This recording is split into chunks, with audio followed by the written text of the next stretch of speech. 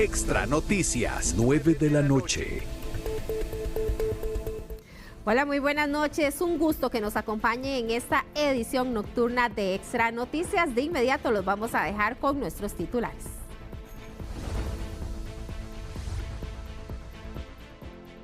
Nuevo choque de una patrulla con un autobús deja 2 policías graves en la Virgen de Sarapiquí. Investigarán muerte de hombre en silla de ruedas atacado por enjambre de abejas en Pocosí. Exministro Luis Amador insiste en que el presidente Rodrigo Chávez conocía todo lo que ocurría con el decreto de emergencia en el cual se arregló la pista del aeropuerto de Liberia. Posiciones divididas entre diputados de la Comisión de Hacendarios sobre modificar o no los 3.000 millones de colones destinados por Hacienda para un eventual referéndum. Director del Cuerpo de Bomberos Héctor Chávez solicita una medida cautelar luego de que la Contraloría General de la República ordenara retenerle su salario por 8 días por presuntas irregularidades en su gestión. Y en los deportes, la selección nacional gana, gusta y golea a Guadalupe en su debut de Liga de Naciones.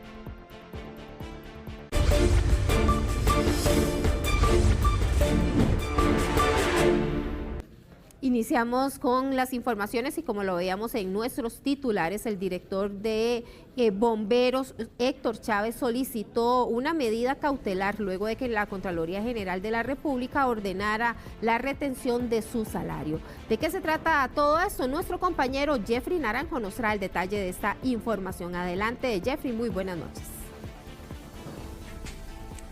Buenas noches, compañeros y televidentes. Efectivamente, la Contraloría General de la República emitió una medida sancionatoria contra el director del benemérito Cuerpo de Bomberos de Costa Rica, Héctor Chávez. Esta medida consiste en una suspensión de su salario por un periodo de 8 días. Esto luego de que años atrás, según el ente Contralor, Chávez haya tomado decisiones con presuntas irregularidades en torno a la selección del terreno donde se ubica la actual Estación Metropolitana Sur. Sin embargo, el director del Cuerpo de Bomberos, Héctor Chávez, presentó a su vez una medida cautelar que suspende de manera temporal esta sanción en su contra. Sin embargo, los detalles sobre este tema y qué pasará, si efectivamente se suspenderá o no su salario, se lo contamos en detalle en la siguiente nota. El director del Cuerpo de Bomberos de Costa Rica, Héctor Chávez, presentó una medida cautelar ante la resolución de la Contraloría General de la República de suspenderle por 8 días su salario. Esto luego de que el ente Contralor resolviera emitir una medida disciplinaria contra el director por presuntas omisiones realizadas 9 años atrás a la hora de seleccionar la compra del terreno para la actual Estación Metropolitana Sur. Sin embargo, desde el aspecto legal, esta medida cautelar podría frenar la sanción de la Contraloría. En este caso, la Contraloría fue creada por la Constitución Política y el Cuerpo de Bomberos está adscrito al Instituto Nacional de Seguros, que también es una institución autónoma. De modo de que el Tribunal Contencioso, por tratarse de un funcionario público y de 2 instituciones públicas, es completamente competente. Sin embargo, según Huertas, esta medida cautelar es provisional. La Contraloría ya sancionó, ya el acto administrativo está en firme, es decir, a nivel de Contraloría no hay nada más que hacer. El funcionario acude al Tribunal Contencioso y pide que se suspendan los hechos por medio de una medida cautelar. El juez contencioso puede valorarla ese mismo día o el día después y verificar si existe fundamento suficiente para ordenarle a la Contraloría que no ejecute esa sanción, es decir, que suspenda los efectos. Por su parte, el Cuerpo de Bomberos emitió un comunicado respondiendo. Es importante aclarar que la sanción solicitada por la Contraloría General de la República basa en la omisión de un documento que permitía mostrar por qué no se recomendaba la compra del terreno ubicado en las inmediaciones de las estaciones autobuseras de Punta Arenas. La medida sancionatoria fue emitida por la División de Fiscalización Operativa y Evaluativa de la Contraloría General de la República. Ahora resta esperar la resolución del Tribunal Contencioso para conocer si efectivamente el máximo representante del Cuerpo de Bomberos de Costa Rica será sancionado por decisiones tomadas años atrás. Bueno, como vemos en este momento, la decisión se mantiene en manos del Tribunal Contencioso Administrativo y cabe esperar si en los próximos días este tribunal resuelve en favor de la medida sancionatoria emitida por la Contraloría General de la República, y en este caso el director del Cuerpo de Bomberos, Héctor Chávez, estaría dejando de percibir su salario por un periodo de 8 días como sanción a esta decisión que se tomó 9 años atrás. Caso contrario, si el tribunal resuelve en favor del Cuerpo de Bomberos, pues se vería anulada esta sanción de la Contraloría y entonces en este caso el director sí percibiría su salario habitualmente y pues como les vimos en la nota anterior, alegan que decisiones que fueron tomadas hace tantos años no deben venir a ser sancionadas tiempo después y aseguran que fue bajo criterios técnicos que se tomó la decisión de este terreno donde se ubica actualmente la estación Metropolitana Sur. Es el reporte, compañeros, que les tenemos por el momento. Ustedes continúan con más noticias. Muchísimas gracias, Jeffrey, por toda esta información. Y hoy inició la audiencia de medidas cautelares contra los 11 detenidos por COPE servidores. Según se estima que esta audiencia podría tardar varios días. 11 personas iniciaron el proceso de audiencia para el establecimiento de medidas cautelares contra los detenidos este miércoles por el caso de COPE servidores. La audiencia dio comienzo esta tarde en el Segundo Circuito Judicial de San José. Hubo algunos temas de coordinación que siempre son normales, pero entiendo que el juzgado penal, para garantizar el principio de libertad, como corresponde en estos casos, y definir la situación jurídica de las personas. Según el Poder Judicial, de los 11 imputados, 10 fueron detenidos el día de ayer en diversos puntos del país. Fuentes cercanas a Extra Noticias revelaron que una persona se entregó la noche de ayer. 22 abogados participan del proceso de defensa de los imputados y, según informaron, se espera la audiencia de medidas cautelares se extienda hasta el fin de semana. Tanto de parte de la Fiscalía como de parte del personal administrativo de los circuitos judiciales y en especial de entonces hemos tenido plena comunicación. Consultamos al OIJ y a la Fiscalía la identidad y el nexo de la persona que supuestamente se entregó el día de ayer, pero al cierre de edición se nos informó que se estaba a la espera de la información por parte del juzgado. Y un hombre fue trasladado en condición crítica al hospital San Juan de Dios tras recibir una descarga de un cable primario. El hecho ocurrió este miércoles cuando esta persona subió al techo de su vivienda y tocó este cable. Según la Cruz Roja, los pacientes con lesiones causadas por electricidad van en aumento durante este 2024. Todo este año, la Cruz Roja atendió a 14 personas que perdieron la vida por esta causa. En lo que llevamos del año, la Cruz Roja costarricense ha atendido un total de 83 personas trasladadas en condición crítica por emergencias relacionadas con electricidad y quemaduras. Lamentablemente, 18 personas han quedado sin signos vitales en escena por la misma causa.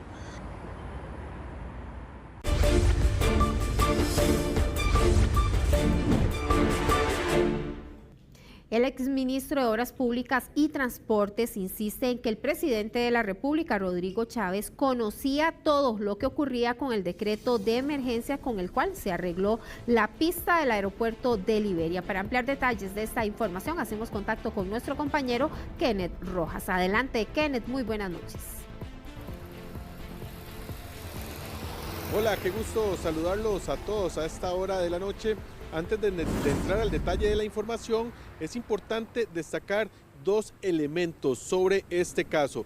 Uno tiene que ver que el contrato millonario por 40 millones de dólares, estamos hablando casi 22 mil millones de colones para arreglar la pista del Aeropuerto Internacional de Liberia, se incluyó dentro de un decreto de emergencia por los daños ocurridos en 2022 por la tormenta Bonnie. Sin embargo, ha generado después información en cuanto a que incluso Aviación Civil ha dicho que esa pista no sufrió ningún deterioro ni ningún daño por esa situación atmosférica que golpeó al país a mediados de 2022. Esa es una primera situación polémica que se ha provocado por este caso. El otro es lo que había ya dicho el presidente Rodrigo Chávez luego de despedir al ahora exministro de Obras Públicas y Transportes, Luis Jiménez Amador, en cuanto a que una empresa había ofertado por hacer ese trabajo 1.000 millones de colones menos que MECO, que fue la empresa a la cual al final se le adjudicó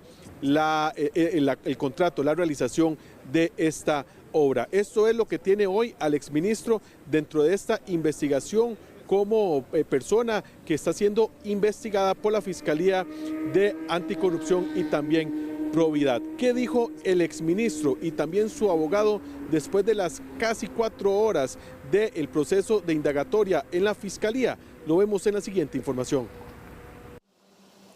La declaración indagatoria del exministro Luis Amador Jiménez tardó poco más de 3 horas, como parte de la investigación en su contra que lleva la Fiscalía por el caso del polémico contrato para arreglar la pista de aterrizaje del aeropuerto Daniel Oduber en Liberia. Ese trabajo se incluyó en un decreto de emergencia nacional por los daños que generó la tormenta Bonnie a mediados de 2022, pero que en apariencia la pista no sufrió ningún deterioro por ese fenómeno atmosférico. Al final, el contrato se adjudicó a la empresa MECO por $40 millones, equivalentes a casi 22.000 millones de colones. Primero que nada, a mí me interesa limpiar mi nombre porque aquí en el país echan trapos sucios, como ya lo sabemos todos, entonces había que hacer la aclaración primero. Yo creo que todos sabemos quién echa los trapos sucios, ¿verdad?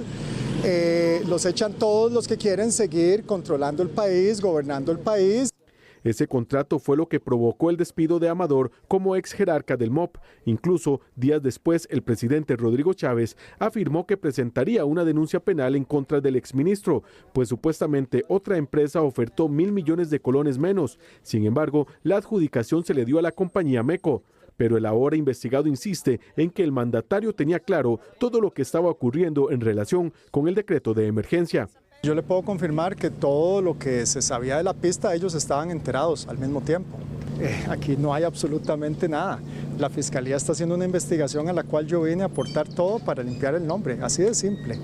Según confirmó la Fiscalía, la toma de la declaración indagatoria se programó a pedido del propio exfuncionario, pues estaría de vuelta en el país durante algunos días, ya que tras su despido ha permanecido la mayoría del tiempo en Canadá. Ya son tantas veces que ya se sabe que el serruchapizo en Costa Rica es como el deporte nacional, casi. No, realmente no, y por eso estoy aquí en Costa Rica, por eso vine de nuevo, para venir aquí, pedí la cita, para yo presentarme y traer todos los elementos para que de una vez y por todas se termine de limpiar mi nombre. Creemos que con las declaraciones de más de 3 horas que se han dado y la amplia gama de pruebas que presentamos en la Fiscalía, ha quedado claro que esta denuncia es absolutamente temeraria, es una denuncia nefasta e irresponsable, como hemos dicho anteriormente, con muchos tintes de revanchismo político. La Fiscalía explicó además que el expediente judicial se abrió bajo el presunto delito de falsedad ideológica. Resulta también muy importante recordar que por este mismo caso, por esta misma polémica del millonario contrato para arreglar la pista de aterrizaje del aeropuerto de Liberia, el exministro de Obras Públicas y Transportes, Luis Amador Jiménez, deberá comparecer el próximo lunes a partir de las 6 de la tarde ante la comisión, ante los diputados de la Comisión de Infraestructura. Así que, por supuesto, estaremos pendientes de la evolución del caso en los términos judiciales y legales y también de lo que será esta comparecencia legislativa por el ahora exministro de Obras Públicas y Transportes. Esta es la información que tenemos a esta hora de la noche. Un reporte de Kenneth Rojas para Extra Noticias. Muchísimas gracias, Kenneth, por esta amplia información. Ahora pasamos a temas económicos y le contamos que según la encuesta que dio a conocer el día de hoy el INEC, el desempleo en el país se ubica en un 7.8%. Las mujeres siguen siendo las más afectadas porque no logran encontrar un trabajo. La tasa de desempleo del país experimentó una baja de casi el 2% durante el segundo semestre de este año, pues en ese nuevo periodo se colocó en 7.8%, según la nueva encuesta continua de empleo que trimestralmente elabora el Instituto Nacional de Estadística y Censos, el INEC. Al ver las cifras por género, el desempleo golpeó más a las mujeres entre abril y junio anterior, con 8.6% sin trabajo, porcentaje que baja a 7.3 en el caso de los hombres. Muestran que la población desocupada fue de 186.000 personas y la tasa de desempleo se ubicó en 7,8%, siendo significativamente inferior al 9,6% que se presentó en el mismo trimestre del año anterior. Si se observa este indicador por sexo, mientras que para los hombres la tasa de desempleo fue de 7,3% y no muestra cambio significativo, para el caso de las mujeres este indicador se ubicó en 8,6%, disminuyendo cerca de 3,8 puntos porcentuales de manera interanual. En cuanto a la tasa neta de participación laboral, el índice se ubicó en ese trimestre en casi 57%, equivalente a 2.19 millones de personas, que baja al 45% para las mujeres y 63.5% en los hombres. La tasa de ocupación nacional se situó en 52,2% de la población en edad de trabajar y se mantiene sin variación respecto al mismo periodo del año anterior. Si se ve este indicador según las regiones de planificación de Costa Rica, se denota que los mayores niveles de ocupación se dan en la región central, en donde alcanzó el 54,4%, y en la región Huetar Caribe con un 51%. No obstante, la tasa de ocupación más baja se presenta en la región Brunca, con 44,2%. Entre abril y junio de este año, el porcentaje de subempleo fue de 3.7% y la fuerza de trabajo total del país la conforman 2.38 millones de personas. Según datos del organismo de investigación judicial, en promedio en nuestro país se registran 20 millones de dólares en estafas electrónicas. Costa Rica enfrentó uno de los peores años en la historia en cuanto a estafas electrónicas. Solo durante el año 2023, el reporte del organismo de investigación judicial fue de 20 millones de dólares. El segundo peor año, superado por el 2021, que fue poco más de 27 millones. Sumado a la inteligencia artificial que hoy está de moda, sumado a la virtualidad, sumado a que hoy en día todo se hacen con el teléfono, hasta los pagos inclusive, y sumado también a una ingeniería social que hacen estos estafadores digitales de previo a la estafa en contra de sus víctimas, pues hacen creer a las víctimas que realmente se trata de páginas verdaderas, de personas verdaderas, de situaciones verdaderas, de contextos verdaderos. Para la Asociación Bancaria Costarricense, otro aspecto que es necesario señalar son los fraudes dirigidos. Empresarios que no son cautos, que delegan sus responsabilidades de firma digital, bingo card o clave dinámica. ¿Qué es esto? La posibilidad para entrar a la plataforma, se la delega a un tercero, ese tercero no es cauto, lo llaman haciéndose pasar por el jefe y le dicen, mira, hace tal transferencia, mandarle tanta plata a tal persona. Entonces, la persona, el empleado, acatando la disposición del jefe, lo hace, pero resulta que no es el jefe. Algunos consejos sobre lo que debe hacer si cree que ya fue víctima de una estafa son los siguientes. Ponerse en contacto con la entidad financiera, avisar que fue víctima de estafa o que recibió un link sospechoso o algún mensaje extraño y presentar la denuncia ante el OIJ. Es muy importante que la denuncia se presente para que se inicie una investigación y asimismo la pueda aportar a la entidad financiera para solicitar el bloqueo de sus cuentas, la reposición de tarjetas o lo que corresponda. Otro aspecto que recalcan los expertos es que los ciberdelincuentes ahora seleccionan muy bien a sus víctimas para, en determinado momento, vender u ofrecer un negocio previo estudio de su capacidad adquisitiva. Y San José se estaría quedando sin lugares donde puedan procesar los desechos de este cantón. Y es que precisamente el relleno de El Guaso tenía una vida útil de 11 años, pero según reportes del Ministerio de Salud indican que se redujo a 3. El manejo de desechos sólidos es un problema real que afecta a la capital, pero la población toma consideraciones ante esto.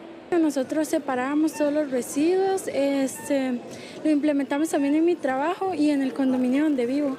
Sí, algunas cosas sí reciclo, por ejemplo botellas más que todas las botellas.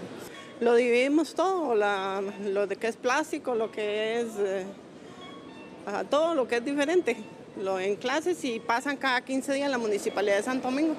En febrero se indicó que la vida útil del relleno de Guaso era de 11 años, sin embargo el panorama tuvo un cambio, ya que un análisis del Ministerio de Salud indica que se redujo a 3 años, mientras que el de la Carpio a 5 meses y medio, por lo que ahora se debe correr a buscar mejoras ante el delicado tema.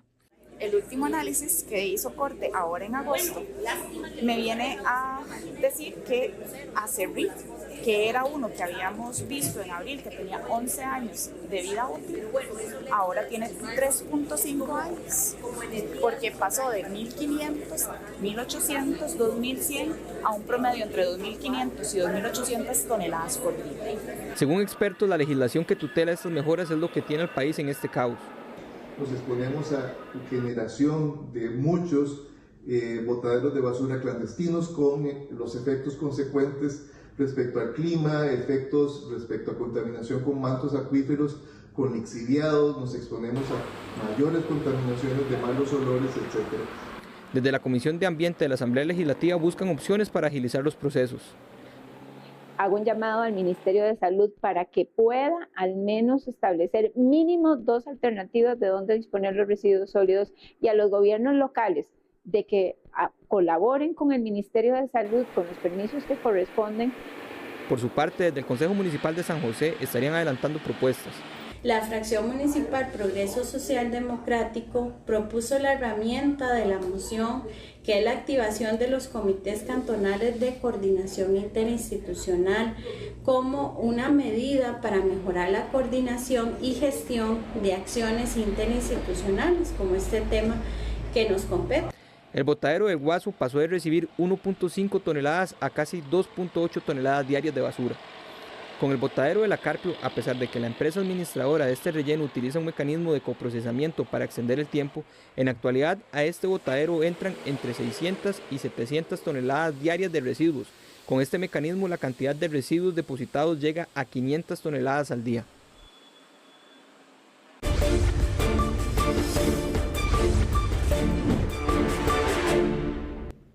A esta hora vamos con información en vivo porque un choque entre una patrulla de la Fuerza Pública y un bus dejó como saldo 2 personas heridas de gravedad. Y es que en los últimos días 4 patrullas han protagonizado aparatosos accidentes. Nuestro compañero Alberto Cuadra nos trae el detalle de esta información. Adelante, Alberto, muy buenas noches.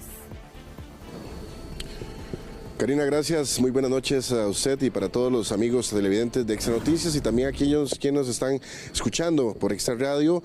Nosotros vamos a informarles a ustedes un hecho que se ha hecho recurrente, lamentablemente, y bueno, aunque parezca increíble, la cantidad de patrullas que en estos momentos están fuera de servicio a raíz de los accidentes. El último accidente grave que ocurrió exactamente se dio en el sector de la Virgen de Sarapiquí, cuando 2 policías fueron trasladados en condición delicada luego de chocar de frente con un autobús. Este autobús escolar, como ustedes ven en imágenes, iba camino hacia un colegio, a un centro educativo, a buscar a los estudiantes, y es ahí donde se encuentra pues de frente con la patrulla. Un impacto realmente, como ven ustedes, importante, bastante violento, que obligó también a las autoridades de rescate a pues llegar a la escena, estabilizar a los pacientes y llevarlos a un centro médico. Esta situación se generó más o menos a eso de las 3 de la tarde de este miércoles, y es así donde pues lamentablemente una cantidad importante de patrullas ha salido de circulación a raíz de los constantes accidentes. Cerca de 500 unidades, según el Ministerio de Seguridad Pública, han tenido que salir de circulación a raíz de los accidentes en carretera. Pero ¿qué dice el personero de la Cruz Roja con respecto a este accidente? Escuchemos. Hoy, al ser aproximadamente las 3:49 de la tarde, la Cruz Roja costarricense desplaza unidades de ambulancia, esto al sector de la Virgen de Sarapiquí, ante la información de una colisión entre una unidad de la Fuerza Pública contra un autobús. En el lugar se valoran, se estabilizan y se trasladan en condición urgente a 2 hombres adultos, esto a la clínica de Puerto Viejo en Sarapiquí. Hace exactamente unas 2 semanas fue cuando se dio uno de los accidentes más graves, esto en el centro de San José, cuando una patrulla que iba escoltando a un vehículo que llevaba a heridos del sector de Alajuelita, luego de que se diera una balacera, colisiona con un vehículo en el cual pues era conducido por una enfermera. Esta situación obviamente le quitó la vida a esta persona, ha sido uno de los casos más graves, y también más o menos en unas 3 o 4 oportunidades más donde patrullas, básicamente las últimas 2 semanas, se han estrellado ya sea con objetos fijos o con también otros vehículos. Uno de los hechos también más recientes se dio en el sector de Desamparados, cuando una pues lamentable situación se generó luego de que el semáforo estuviera sin funcionar, esto porque se habían robado los cables, inclusive pues no había electricidad en la zona, una situación también que va desencadenando de la inseguridad a los accidentes y que muchas veces, pues como vemos, inclusive le puede quitar la vida a una persona o saca de circulación a estas patrullas, a estos elementos que obviamente son muy importantes para todos los barrios y todas las pues, zonas de nuestro país. Desde San José, este ha sido un informe de Alberto Cuadra para Extra Noticias. Muchísimas gracias, Alberto, por esta información. Ahora le contamos que las autoridades judiciales estarían investigando la causa de la muerte de un hombre en silla de ruedas que fue atacado por unas abejas el día de ayer. El ataque fue fulminante y obligó a todos a ponerse a salvo. En la desesperación, el operario de una draga le puso encima tierra para evitar que los insectos continuaran atacando a Jorge Zúñiga. Ahora las autoridades investigan si la muerte de este hombre, que se movilizaba en silla de ruedas, murió por las picaduras de las abejas o si perdió la vida en el momento que le echaron gran cantidad de tierra encima con una draga. Esto con la intención de evitar que fuera atacado por más insectos. Desplazamos al sitio una unidad. Confirmamos en el lugar un hombre adulto sin signos de vida y atendemos adicionalmente a 2 adultos, también hombres, los cuales se encontraban en condición estable y no requieren del traslado al centro médico. La emergencia es manejada en conjunto con los bomberos de la zona. Jorge Zúñiga, de 33 años, fue una persona querida en su barrio, en 4 esquinas de Cariari. Hace unos años este hombre sufrió un percance, por lo que perdió la movilidad en sus piernas. Junto a su hermano y su padre, tenía un aserradero en el que fabrican, entre otros artículos, puertas y muebles. Él estaba sentadito ahí tranquilo, supervisando lo que se estaba haciendo. Lamentablemente, por su discapacidad, no podía valerse por sí solo. Y los que estábamos ahí ante esa situación era difícil poder hacer algo. Yo luego traté de entrar con el camión nuevamente, ingresar otra vez, ya cuando yo no tenía peligro, con las ventanas cerradas. Había un señor que también estaba trabajando aquí en la finca, en el lugar, y a él lo atacaron. Yo llegué con el camión y él venía, traía un montón de abejas de encima que lo estaban maltratando, o sea, ya no hallaba qué hacer. Ahora las autoridades deberán de entrevistar a sus compañeros, quienes estuvieron durante el momento de este accidente.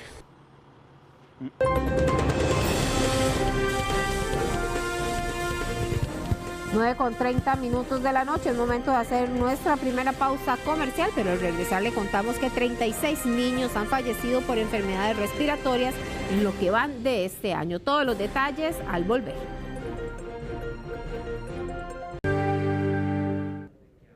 Gracias por continuar informándose con Extra Noticias. Y 36 niños han fallecido por enfermedades respiratorias en lo que llevamos de este año. Según el reporte del Hospital Nacional de Niños, 8 de ellos no tenían una vacuna contra el COVID-19. El COVID-19 y las enfermedades respiratorias han seguido afectando a la población y el Hospital Nacional de Niños es una muestra de ello. En las últimas semanas se ha tenido que aumentar el número de camas dedicadas a la atención de pacientes respiratorios y han mantenido ocupaciones que oscilan entre el 110 y 120%, lo que significa que hay más pacientes que los que las camas pueden soportar. Los datos son más alarmantes cuando se muestra que han fallecido 36 niños por estas enfermedades, de ellos 33 con factores de riesgo y 8 de las víctimas no tenían una sola vacuna contra el COVID-19. Bueno, de los pacientes que han fallecido este año, tenían esquema incompleto, 1, y 8 tenían ausencia de esquema de vacunación. Según el director del centro médico, luego del pico fuerte de la pandemia, se le restó importancia al esquema de vacunación y fue una decisión que ha mostrado el incremento de los casos. Miren, el año 2020 tuvimos el temor de que nos atacaba el SARS-CoV-2 y tomamos una serie de medidas. Y qué interesante, durante ese año no tuvimos circulación de los virus respiratorios en este hospital, ni COVID, ni influenza, ni parainfluenza, ni rinovirus, ni metaneumovirus estuvieron generando problemas en este hospital. ¿Cuál fue el denominador común? Hubo medidas preventivas que se aplicaron. Pasó el efecto fuerte de la pandemia y se nos olvidaron esas medidas preventivas. Por lo anterior, el Ministerio de Salud y la Caja Costarricense del Seguro Social conjuntan esfuerzos para fortalecer y mejorar la cobertura de vacunación contra el COVID-19 en la población, en aras de minimizar las complicaciones e internamiento asociados a dicho problema de salud. La ministra señaló que se cuenta con la cantidad de vacunas necesarias para abastecer a la población, así como que sus fechas de vencimiento son óptimas para la aplicación. Pero hay que estar atentos a que el ente operativo las ubique y las coloque, pero las coloque en el tiempo que tenga que colocarlas, porque ¿qué me vale de que pase el pico respiratorio y la vacuna quede ahí, aunque digamos todavía tenga fecha de vigencia? Para las autoridades de salud, con la llegada de la época lluviosa, los casos mostrarán un aumento de complicaciones respiratorias, por lo que es fundamental restablecer medidas sanitarias como el lavado de manos, pero primordialmente contar con un esquema de vacunación completo. Como medidas, se ampliarían los horarios de atención en las vacunaciones, así como también ir a distintos centros comerciales para realizar aplicaciones.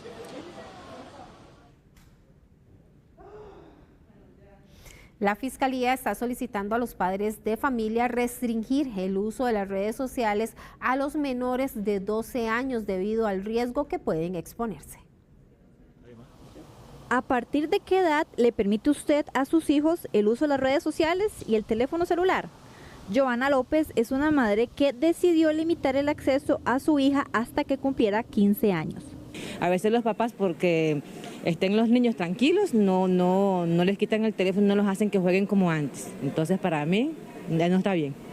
Recientemente la Fiscalía recomendó que menores de 12 años no utilicen aparatos electrónicos para favorecer su desarrollo y evitar riesgos. Rocío de la O, fiscal adjunta de Atención de Hechos de Violencia, conversó con Diario Extra sobre este tema. Un niño menor de 12 años no debería tener acceso a ningún aparato electrónico, porque eso está limitando el desarrollo del cerebro. Está impidiendo que esta persona menor de edad desarrolle creatividad, que tenga curiosidad, que pueda ejercer de mejor forma sus habilidades, no solamente de motora fina.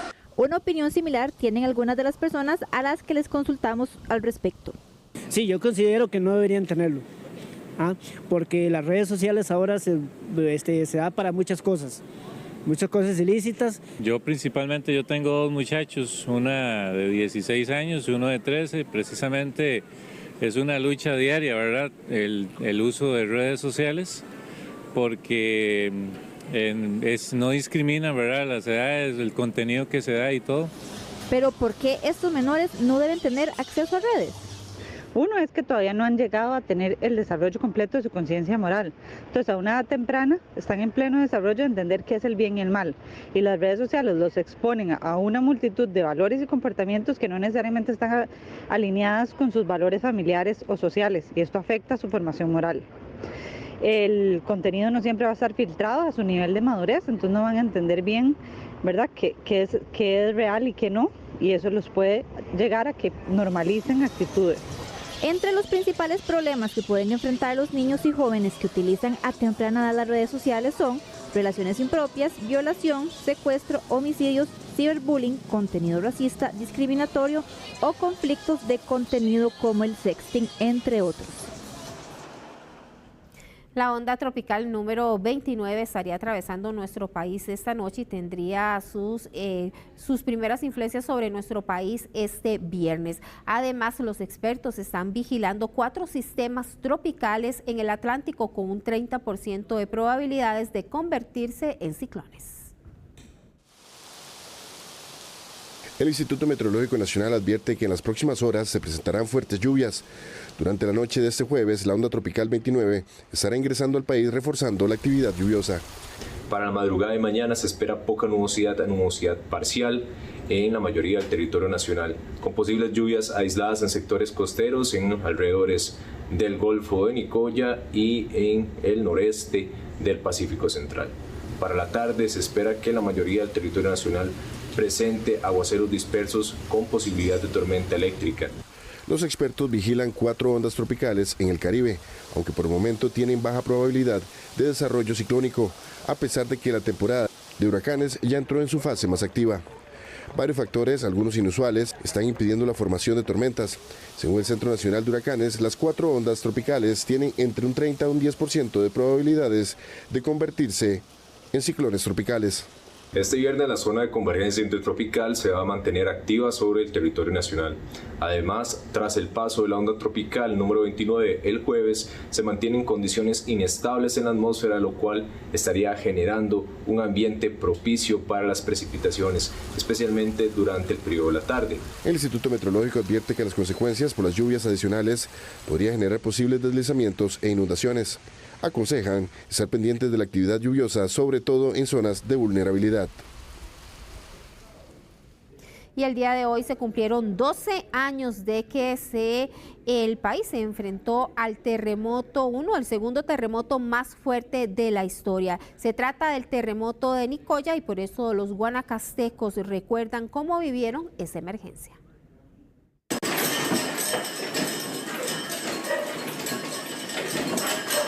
A las 8:42 de la mañana de este jueves se cumplieron 12 años del terremoto de Nicoya, que registró una magnitud de 7.6 y que no solamente estremeció a la provincia de Guanacaste, sino que también provocó daños en ciudades lejanas como Grecia, Sarchí y Naranjo.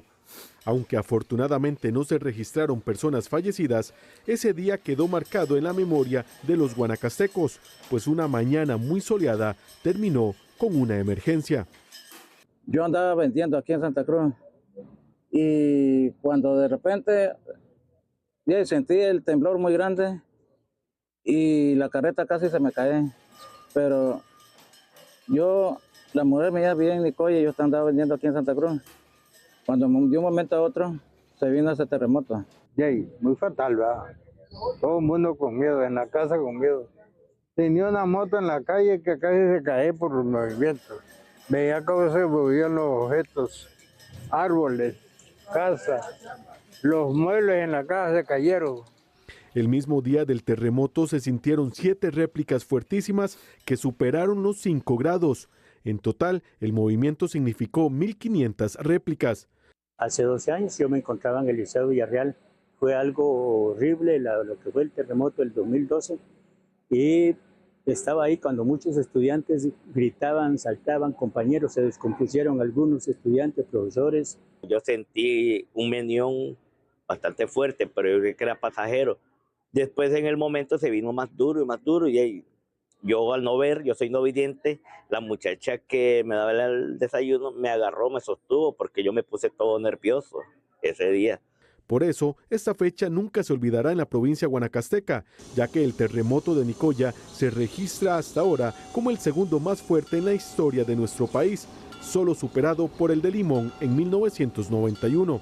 Recuerdo que yo venía llegando a mi trabajito aquí en este puentecito donde vendo mis cosas.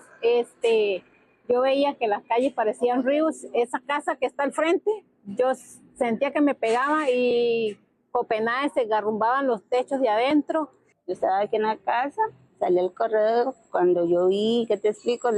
Que se movía la casa, que se movía la carretera, la gente se quedó movida y yo tenía a la niña en los brazos. No podía ni soltarla porque tenía apenas 6 meses mi bebé. En cuanto a daños materiales, los principales ocurrieron en casas que fueron declaradas inhabitables en cantones de Guanacaste como Nicoya y Santa Cruz, pero también en otros cantones de Occidente como Naranjo, Sarchí y Grecia. La Policía Municipal de Escazú mostró el video donde se muestra el accidente de tránsito que deja como resultado un motociclista fallecido. Ellos alegan de que en este video se detalla que el motociclista iba a alta velocidad.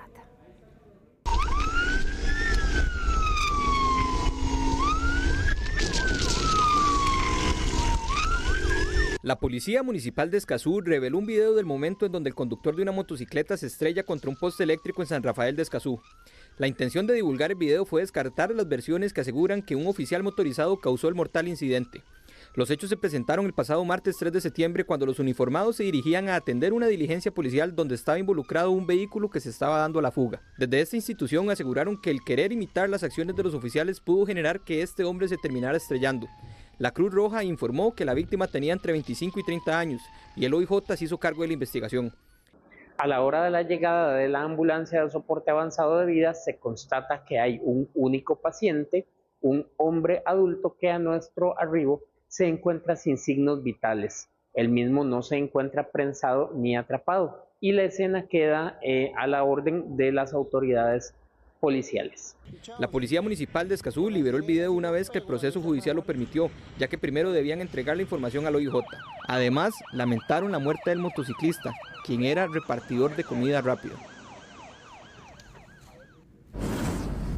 Y tras un operativo de 12 horas, la fuerza pública logró dar con la captura de un sospechoso de homicidio y esto ocurrió en Punta Arenas. La detención se dio en Costa de Pájaros, cuando el sospechoso se vio rodeado por los oficiales de la fuerza pública, quienes mantenían cierres de carretera. Los hechos por los que se le investigan ocurrieron el martes cuando, tras una riña, un hombre recibió una herida con un cuchillo y perdió la vida. El sospechoso fue identificado con el apellido Vargas y posee antecedentes desde el 2020 por otro homicidio en el que participó. Bueno, lamentablemente el día de ayer tuvimos un homicidio en el sector de Costa Pájaros. Gracias a la acción operativa y el despliegue de personal, bajo un tratamiento de más de 12 horas se logra ubicar el día de hoy, aproximadamente a las 13 horas del día de hoy, a la persona. Se coordina con los compañeros del organismo de investigación judicial y la fiscalía y se pone en posesión a esa persona para los trámites judiciales pertinentes.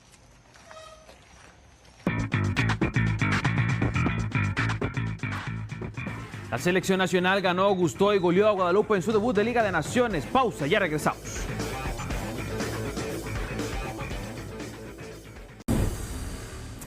Hola, ¿qué tal? Muy buenas noches, bienvenidos a la sección deportiva de Extra Noticias. Un placer estar acá con todos ustedes. Veamos las imágenes que nos dejó el compromiso entre la selección nacional y Guadalupe en este debut de la Liga de Naciones. Goles de Francisco Calvo al minuto 49, al 77 Dariel Lassiter y al 80 por parte de Warren Madrigal completaron la fiesta de la tricolor en el Estadio Nacional de la Sabana con un solvente 3-0 ante Guadalupe en este debut de la tricolor aquí en casa. Luego tendremos que ir el próximo lunes 9 de septiembre a enfrentar a Guatemala a las 8 de la noche. Así que debutó la selección nacional con estos goles y por eso, después de ver estas imágenes, haremos contacto con nuestro compañero Kevin Valverde en las afueras del Estadio Nacional y la Sabana porque nos tiene los detalles y las reacciones que dejó este compromiso debut de la selección nacional ante Guadalupe. Kevin, ¿cómo estás? Buenas noches, Jason. El saludo para usted y para todos los amigos televidentes de Extra Noticias. Como bien lo menciona, la selección nacional arranca con el pie derecho su participación en esta nueva edición de la Liga de Naciones de la CONCACAF, derrotando 3-0 a su similar de Guadalupe, una selección que no es reconocida por FIFA, pero sí tiene permitido competir en torneos de CONCACAF, como este caso de la Liga de Naciones, un juego que fue complicado para la tricolor en los primeros 45 minutos, de ahí que los goles cayeron hasta la etapa complementaria. Los futbolistas salieron satisfechos con el resultado, pero fueron conscientes y muy claros de que tuvieron muchas oportunidades de cara a gol, generaron mucho también en ofensiva, pero que el arco contrario se les cerró, que se les complicó mucho poder hallar esa primera anotación que posteriormente desencadenó en los segundo y tercer tanto de Ariel Lassiter como de Warren Madrigal. Y justamente vamos a escuchar a Claudio Vivas, director técnico de la selección nacional, que también podríamos decir que debutó en esta segunda etapa al frente de la selección nacional, acompañado por Paulo César Guanchop como asistente técnico. Vamos a escuchar las declaraciones de Claudio Vivas, director técnico de la selección nacional, después de lo que fue la victoria 3-0 de la tricolor contra Guadalupe. Pienso que en el primer tiempo nos tendríamos que haber ido con un gol arriba, o me parece que hicimos muchos méritos para hacerlo. Contra estos equipos que inesperadamente lo que pasó es que nosotros perdíamos la pelota en un lugar neurálgico, que eran esos pases hacia los contenciones o esos pases cortos que a veces quedaban, ya sea por la cancha, por el golpeo, por a lo mejor no querer arriesgar. y el rival supo aprovechar esa transición porque tenía jugadores rápidos.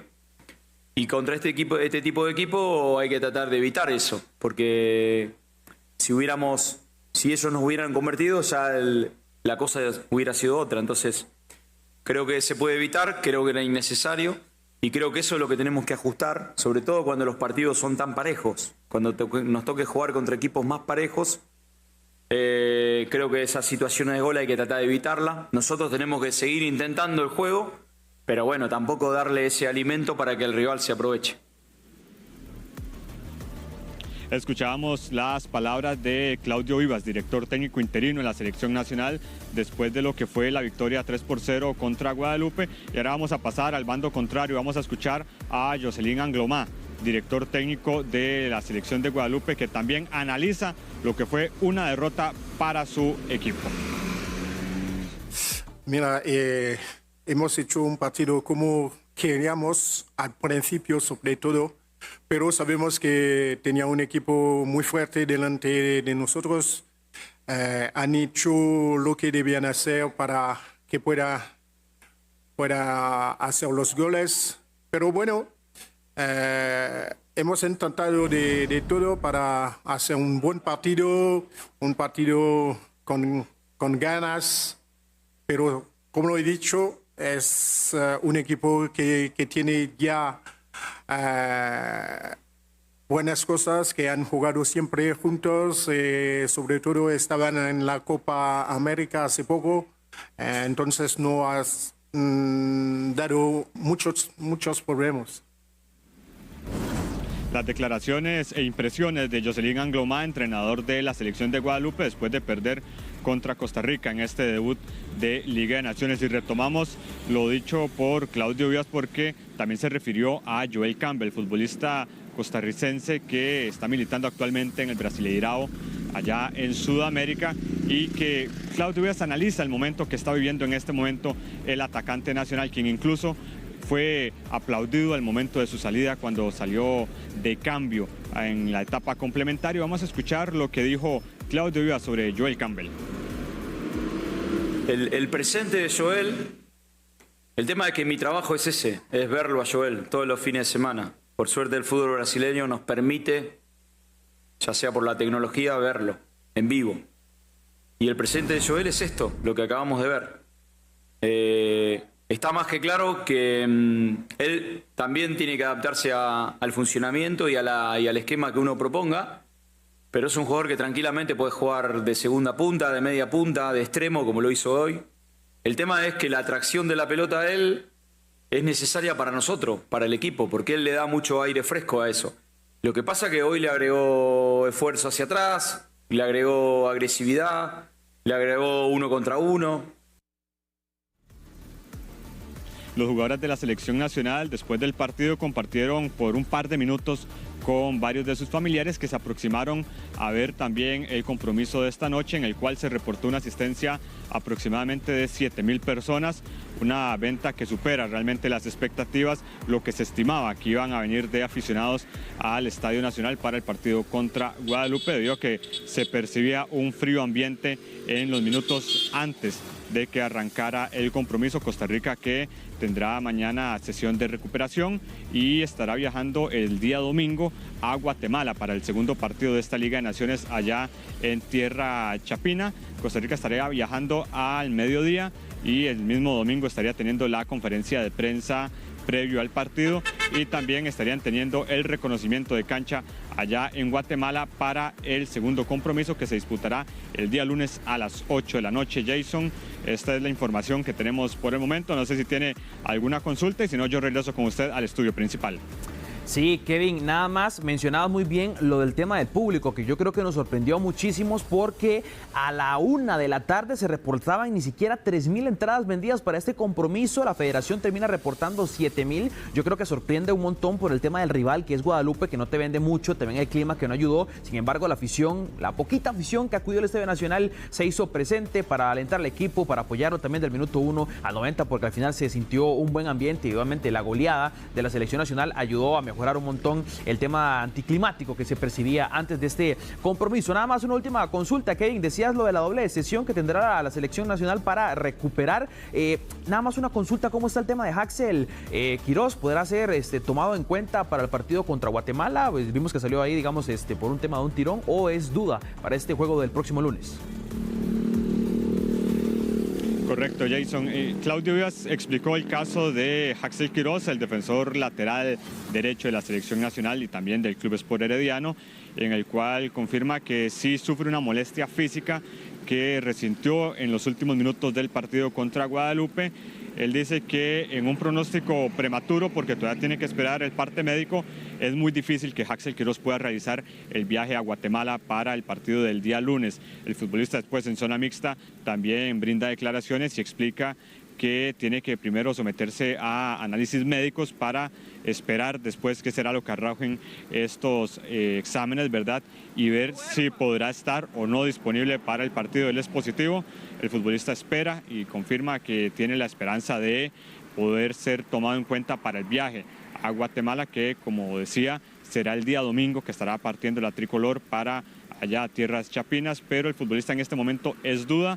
Hay que esperar el parte médico oficial, el análisis médico del departamento de esta área de la selección nacional, pero por el momento Haxel Quiroz sería la única duda que tiene la selección nacional para su viaje a Guatemala de cara a lo que será el partido del próximo lunes contra esta selección.